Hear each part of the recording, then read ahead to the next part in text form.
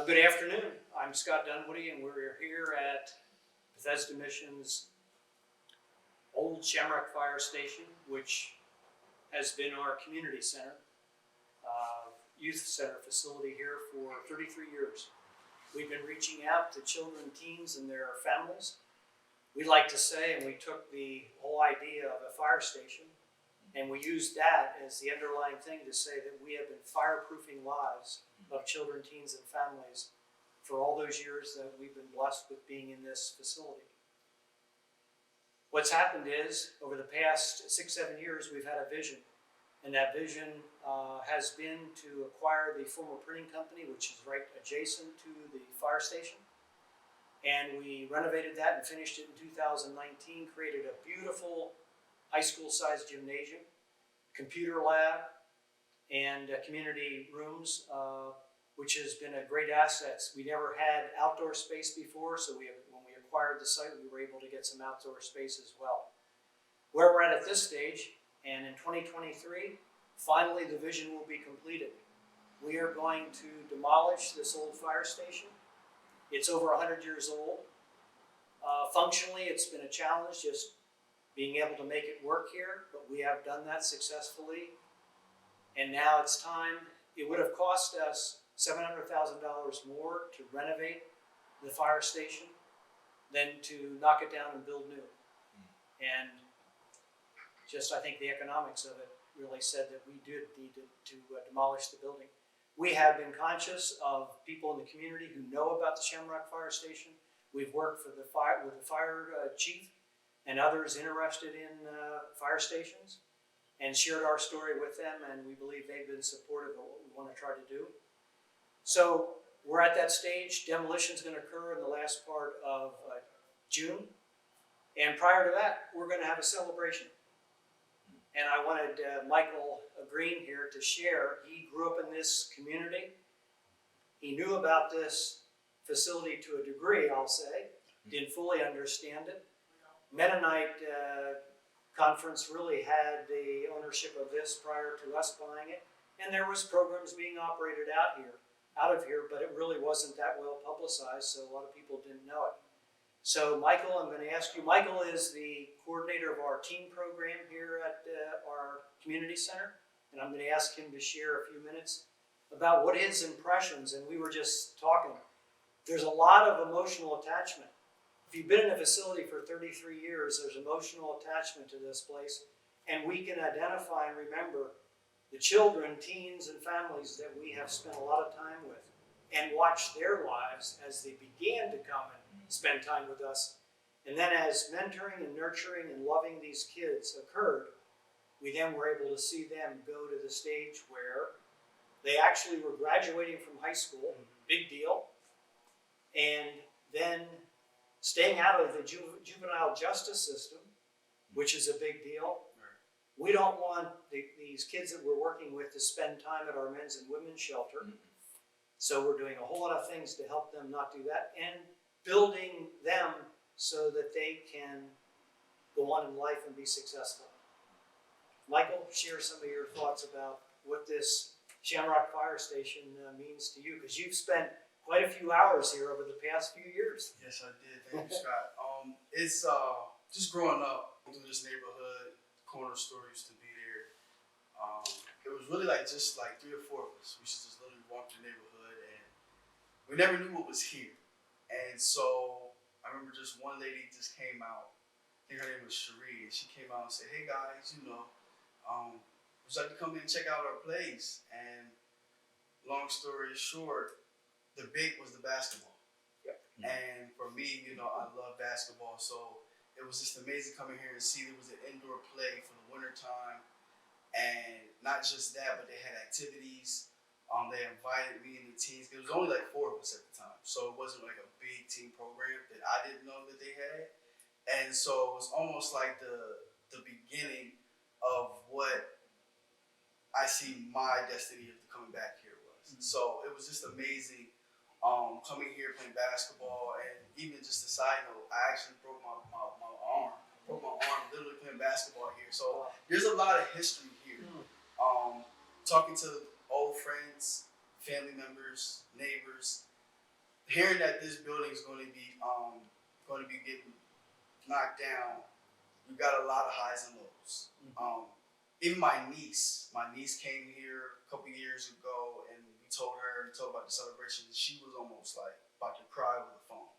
So it's not it's a bittersweet celebration, but it just shows how much an impact that this building and this facility and this community had with Bethesda Mission Community Center. This place is amazing, and we're going to see how many people come out and show their gratitude, their appreciation, their memories, so forth and so on. Yeah, and June 8th is our celebration, Yes. remembering the Shamrock Fire Station, Yes. but also remembering 33 years of our Bethesda Mission, working with children, teens, and families here. All that's going to be combined on June 8th, and we're really excited about what that celebration is going to look like.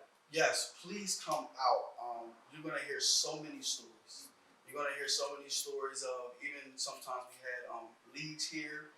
You're going to hear how we had the block parties.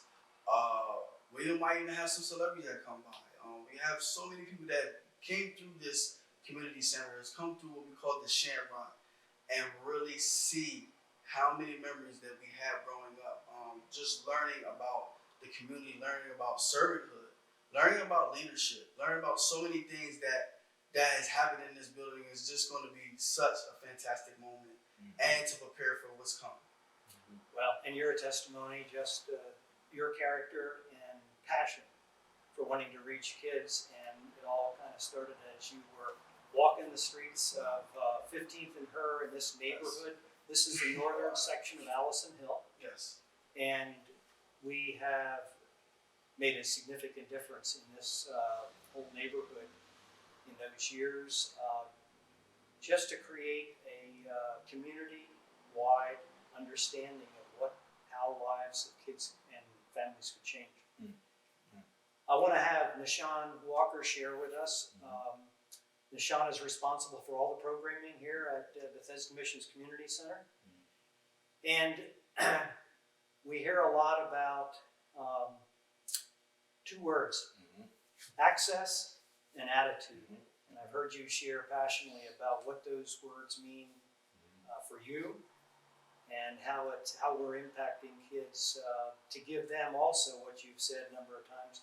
We're trying to give our kids here 21st century skills.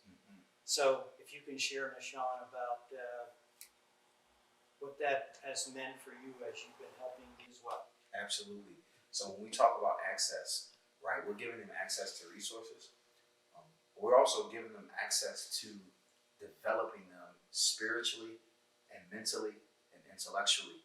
And one of the things that we do here at Bethesda Mission Community Center is we create spaces where we facilitate the development of our 7 C's success tools, right? Those 7 C's consist of attributes and skills. There's 4 skills: communication, collaboration, critical thinking, and creativity.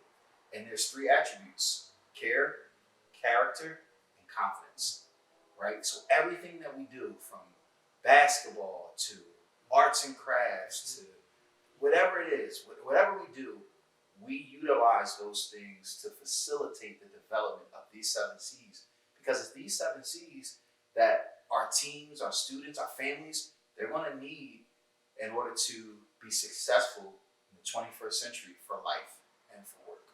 And I think the neat part about those things are they're timeless. Yes. Those things will always be there, building those skills and those character traits that will help them in the foundation for wherever they go, whatever they do.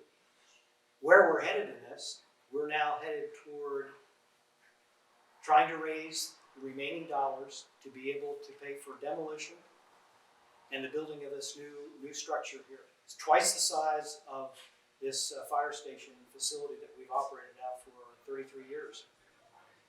And the first part of that is we need $350,000 to be able to build a 2-story shell connected to the former printing company building with that beautiful gymnasium and those other facilities there and outdoor space. We need $350,000 to be able to build a 2-story building with a 2nd-story shell. asking God to provide, obviously, for that, and we're making progress. We've already raised $100,000 toward that. So we're down to $250,000. Yes. And we're seeing God open doors that we're going to get closer and closer. We really believe that 2-story building with a 2nd-story shell is going to happen right here on this site. What we're hoping for is that we can raise another $350,000, and that $350,000 is going to get us access to the 2nd story. Yes, we need an elevator. We need to put in stairwells. We need to be able to provide a really good kitchen to be able to serve the entire site. And the other part about it, as you mentioned, the skills and the attitude kinds of things we're trying to build into these kids. On that 2nd story, which we believe will be able to build out those spaces, those multi-purpose spaces. Yes. We believe we'll find volunteers who've got construction skills who say, I'm willing to come and help.